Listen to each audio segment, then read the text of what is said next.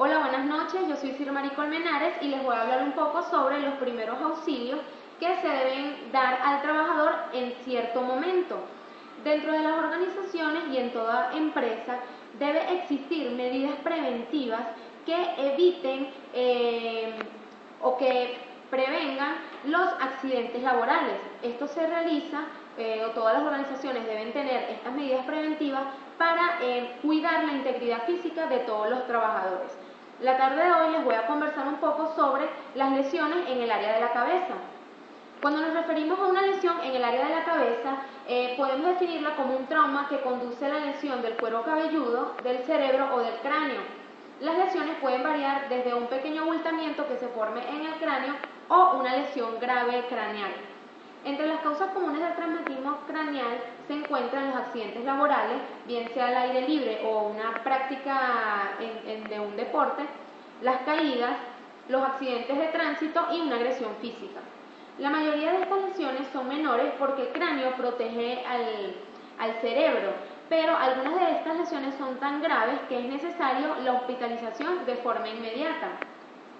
Dentro de los primeros auxilios, lo primero que debemos realizar cuando un trabajador en una organización tenga este tipo de accidente, ¿sí?, y que se lesione la parte del cerebro es conseguir ayuda médica de inmediato cuando la persona se torne muy soñolienta, cuando se comporte de manera anormal, cuando presente un fuerte dolor de cabeza o rigidez en la parte del cuello, si tiene las pupilas, la parte central y oscura del ojo de tamaños diferentes a los normales, si es incapaz de mover un brazo o una pierna, si pierde el conocimiento, incluso brevemente, o si vomita más de una vez.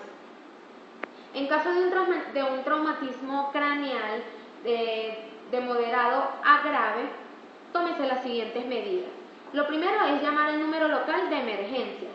Lo segundo que debemos hacer es revisar las vías respiratorias, la respiración y la circulación de la persona para ver en qué estado realmente se puede encontrar. Si la respiración y la frecuencia cardíaca son normales, pero la persona está inconsciente, trátela como si hubiera una lesión de columna. Estabilice la cabeza y el cuello colocando las manos en ambos lados de la cabeza de la persona y mantenga la cabeza en línea de la columna y evite el movimiento. Espere que llegue la ayuda médica.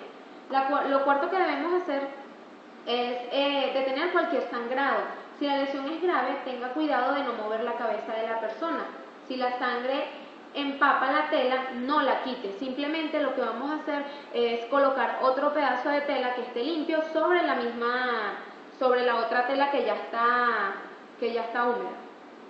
Si sospecha que se produjo una fractura craneal, no aplique presión directa en el sitio del sangrado, ni tampoco retire ningún residuo de la herida. Cubra la herida con un apósito de gasa estéril. Todo esto lo tenemos que hacer de forma estéril para evitar cualquier tipo de infecciones. Si la persona está vomitando, gírele la cabeza hacia el lado. Esto es para evitar algún tipo de ahogamiento. Esto también protege la columna, la cual siempre se debe presumir lesionada en el caso de un traumatismo cerebral, porque también puede ser afectada. Y por último, pues aplique compresas con hielo en las áreas que están inflamadas. ¿Qué es lo que no debemos hacer cuando un trabajador se lesione o tenga este tipo de accidente? No lave la herida de la cabeza si es profunda o si está sangrando mucho. No retire ningún objeto que se sobresalga de la herida. No mueva a la persona a menos que sea absolutamente necesaria. No retire el casco de la víctima si sospecha que se produjo un traumatismo craneal grave. No tome alcohol dentro de las primeras 48 horas siguientes a un traumatismo craneal que sea grave. Y bueno, ¿qué debemos recordar?